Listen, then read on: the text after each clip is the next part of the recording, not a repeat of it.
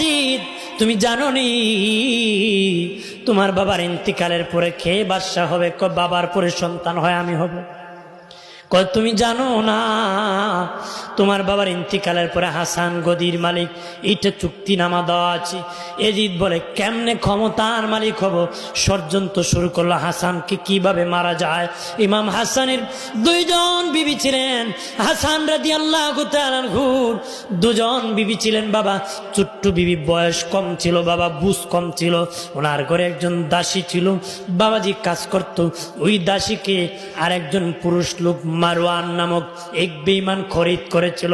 ওইভাবে এজিদের পক্ষ থেকে ষড়যন্ত্র করেন, দাসীর মাধ্যমে লোক দেখাইয়া বিষ পান করানো হলো। প্রথম দিন ইমাম হাসান কি উনি যখন বিষ পান করলেন, বিষের যন্ত্রণা নিয়ে দৌড়াইয়া নানাজির রওজা শরীফে গেলেন।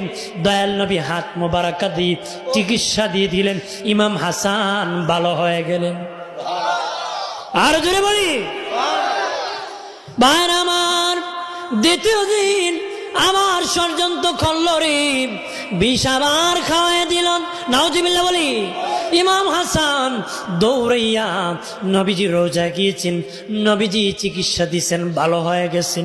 আমার নবী ডাক্তারের ডাক্তার, কবিরাজের কবিরাজ। তৃতীয় দিন কাজ গুঁড়া করে বাবা পানির সাথে মিশ্রিত করে বিষ পান করাইছে। ইমাম হাসান খেয়ে বাবা আর যেতে পারেন নাই, সেদিন জাগার মধ্যে পড়ে গেছে। বমি শুরু হয়েছে, রক্ত বমি। ছেলে কাশেমকে ডেকে বলেন, রে বাবা কাশেম, বিদায় হয়ে যাব রে, আমার ভাই হুসেন কোথায় আছে, তাড়াতাড়ি বলো আসতে। কাশেম দৌড়ায় দেখি নবীজির দরবারে ইমাম হুসেন দোয়া করতেছে। চাচ্চু, আমার আব্বার অবস্থা ভালো না, আব্বাজি বলেছেন তাড়াতাড়ি যাওয়ার জন্য। ইমাম হুসেন যে দেখি ইমাম হাসান রক্ত বমি করতেছে, কান্না করতেছে। ভাইরে, জোরের কবুতরের মতন দুটা ভাই চলতাম, আমি তো শহীদ হয়ে যাব। সাবধান, এই মক্কার মদিনার মানুষ ভালো না রে, ষড়যন্ত্র করব তোমাকে শহীদ করার জন্য, এইভাবে চক্রান্ত করো, সাবধান।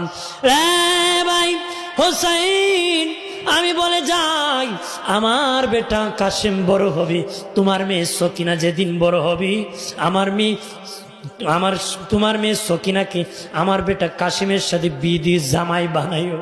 বলতেছি আরে আমার ভাই হুসাইন, আরো বলে যাই, নানার উম্মতির জন্য আমি শহীদ হইতেছি, তুমিও শহীদ হবা।